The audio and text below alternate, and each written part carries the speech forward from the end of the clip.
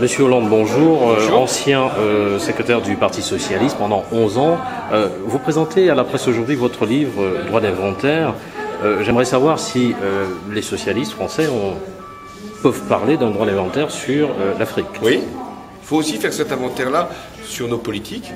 Je pense que François Mitterrand a su mettre les questions de démocratie, de droits de l'homme davantage que ses prédécesseurs, que Lionel Jospin a évité que la France intervienne dans un certain nombre de conflits africains, mais que pour autant on n'a pas changé suffisamment la relation que devait avoir la France avec l'ensemble du continent, et qu'on a maintenu des soutiens à des régimes qui ne méritaient pas toujours notre bienveillance. Mais je crois quand même que s'il y a un reproche qu'il faut se faire, c'est de ne pas avoir suffisamment participé au développement de l'Afrique, de ne pas avoir organisé des relations économiques différentes. Pas simplement la France, mais l'Europe dans son ensemble. Monsieur Hollande, on a souvenir que le Premier ministre Jospin voulait ce changement profond. Il parlait de mettre en évidence beaucoup plus un partenariat avec les pays africains qu'un assistanat permanent, ce qu'à l'intérieur du Parti Socialiste, on lui a beaucoup reproché. Moi, j'ai toujours soutenu Lionel Jospin dans cette volonté de faire une coopération avec les pays africains d'un nouveau genre, c'est-à-dire fondée sur des relations respectueuses, équilibrées, avec le souci du développement. Maintenant, nous n'étions pas seuls, hein, c'était en cohabitation avec un président de la République, Jacques Chirac, qui avait pour l'Afrique un regard très particulier et des liens très personnels avec certains chefs d'État. Qui avait décidé de mettre, si on peut dire, la tête du président Gbagbo a pris, et vous étiez aux affaires, Jospin était aux affaires comme Premier ministre.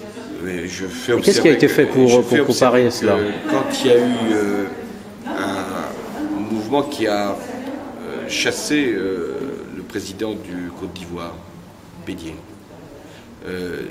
la décision qu'avait prise Lionel Jospin a été précisément de ne pas faire intervenir les forces françaises, et c'est ce qui a permis après à Gbagbo de devenir président.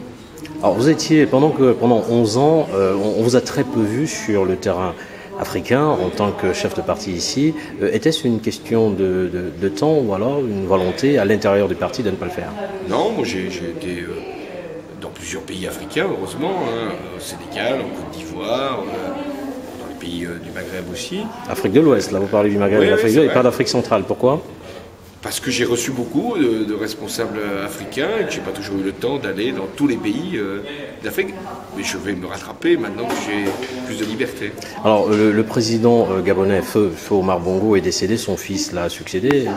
Quel commentaire vous faites à ça? Vous trouvez ça normal? Ben, je trouve que d'abord, il faut ne jamais avoir de dynastie, hein, même si ce principe ne vaut pas que pour l'Afrique. Hein, on le voit bien dans un certain nombre de pays, en Corée du Nord en particulier, on peut le voir même en France. Ça peut arriver. Donc je ne veux pas ici stigmatiser tel ou tel pays. Je crois qu'on n'est pas dans une conception où on doit se succéder selon son rang de famille. Maintenant, la question qui s'est posée pour le Gabon, c'était de savoir si les élections avaient été libres et justes. Pour vous? La communauté internationale a plutôt répondu dans ce sens. Moi, j'aurais souhaité qu'on soit peut-être plus attentif, plus vigilant, mais bon, c'est ce qui a été finalement constaté. Donc je veux croire que l'élection a été régulière. Alors, Monsieur Hollande, une question un peu sur ce qui se passe en France aujourd'hui, c'est la question des minarets. Les musulmans, enfin, c'est la deuxième religion en France après celle catholique, mais le problème, on a l'impression qu'il y a une cristallisation chaque fois qu'on parle des musulmans et une stigmatisation. Est-ce que c'est quelque chose que vous partagez? Je pense qu'il ne faut pas mettre l'islam dans le débat lorsque lui-même ne le provoque pas. C'est-à-dire que aujourd'hui, il y a des lieux de prière en France, il y a des mosquées qui se construisent, avec ou sans minaret, et on n'a pas une difficulté à organiser la pratique du culte musulman, même s'il faut être attentif à ce que ça ne se fasse pas dans les caves, mais dans des lieux qui puissent être dignes pour la population. Donc moi je ne comprends pas très bien aujourd'hui pourquoi on viendrait importer ce débat-là au prétexte que les Suisses ont fait une votation et qui n'était pas finalement à l'honneur de de ce pays. Parce que pourquoi aller stigmatiser telle ou telle construction ou telle religion? Donc je pense qu'il faut faire en sorte que nous traitions la pratique des cultes, et pour le culte musulman notamment, avec respect, sérénité, et avec aussi les principes qui nous gouvernent, c'est-à-dire les principes de laïcité.